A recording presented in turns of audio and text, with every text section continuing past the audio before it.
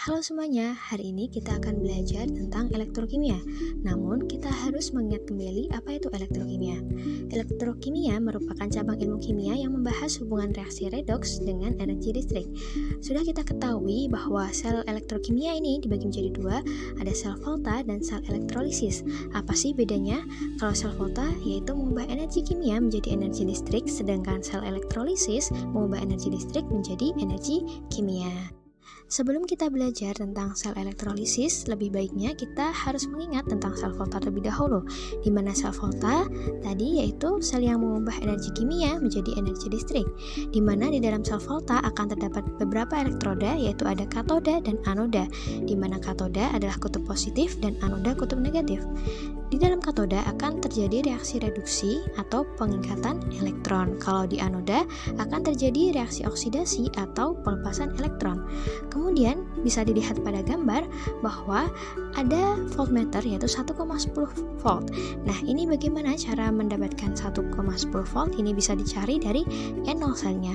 E0 selnya bagaimana rumusnya? Yaitu E0 katoda dikurangi E0 anoda atau E0 reduksi dikurangi E0 oksidasi.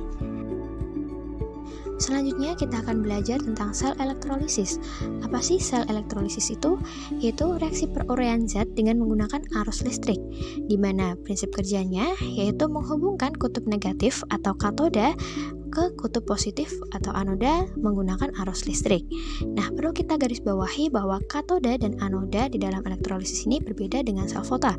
Kalau katoda di elektrolisis adalah berkutub negatif, kalau anoda di elektrolisis berkutub positif. Kemudian, untuk aliran elektronnya yaitu kalau sel elektrolisis mengalir dari katoda ke anoda. Bisa kita lihat dan kita ingat-ingat untuk cara menghafalnya yaitu ada KNAP, katoda negatif, anoda positif atau Kare anoks, katoda reduksi, anoda oksidasi. Selanjutnya kita akan memperhatikan gambar tentang aplikasi dari sel elektrolisis, yakni di sini ada penyembuhan logam, di mana sendok logam besi ingin dilapisi dengan logam perak.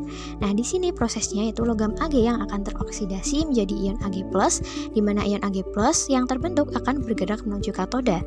Di katoda ini ion Ag+ akan tereduksi menjadi logamnya yang akan melapisi sendok logam besinya. Nah, ini bisa kita lihat bahwa sendok besi ini adalah menjadi katoda, kemudian Ag-nya atau ion Ag+ itu akan menjadi anoda seperti itu. Kemudian ada perbedaan yang sangat signifikan dan bersamaan juga antara sel volta dan sel elektrolisis, di mana persamaannya yaitu memiliki dua elektroda, anoda dan katoda. Kemudian anoda ada terjadi oksidasi, kemudian kalau katoda terjadi reduksi. Kemudian perbedaannya, kalau sel volta terjadi reaksi secara spontan, kalau sel elektrolisis terjadi secara tidak spontan. Kemudian contohnya pada sel volta ini ada aki, baterai kering, baterai nikel CD, dan lain-lain. Kemudian kalau sel elektrolisis adalah pemurnian logam, penyembuhan logam, dan lain sebagainya. Untuk pertemuan kali ini kita akan lanjutkan di Zoom meeting. Kita akan membahas lebih dalam tentang susunan sel elektrolisis, bagaimana proses sel elektrolisis, kemudian bagaimana hubungan hukum Faraday dengan sel elektrolisis, dan bagaimana aplikasi dari sel elektrolisis dalam kehidupan sehari-hari. Untuk itu kita akan lanjutkan di Zoom meeting.